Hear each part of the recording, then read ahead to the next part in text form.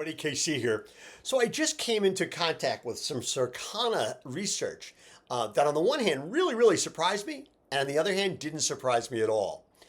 Do you have any idea in terms of unit sales what happened to eggs during January and February of this year when there were so many shortages, prices were going up, all that stuff?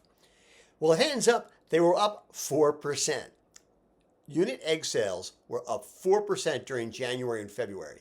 And basically, Circana says that it's for a very couple of specific reasons. First of all, it created demand. There was a shortage. That creates demand. That's a good thing. Scarcity actually can work for retail.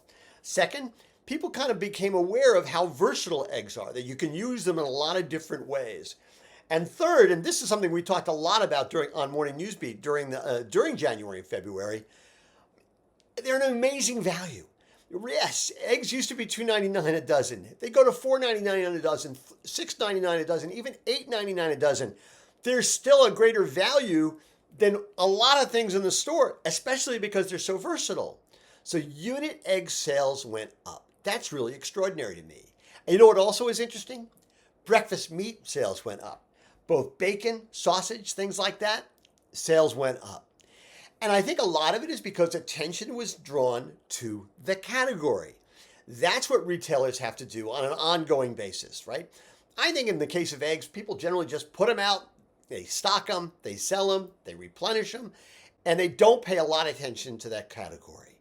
But imagine if you're doing things like talking about recipes, talking about versatility, talking about the value that eggs are on a regular basis, as opposed to just when there's a problem, just when there's avian flu. It makes an awful lot of sense, and it's the kind of thing retailers have to do more often. Anyway, I was a little bit surprised, but when you come down to it, not really, because that's what's supposed to happen when retailers actually throw some muscle behind a category. Anyway, that's what's on my mind, and as always, I want to hear what's on your mind.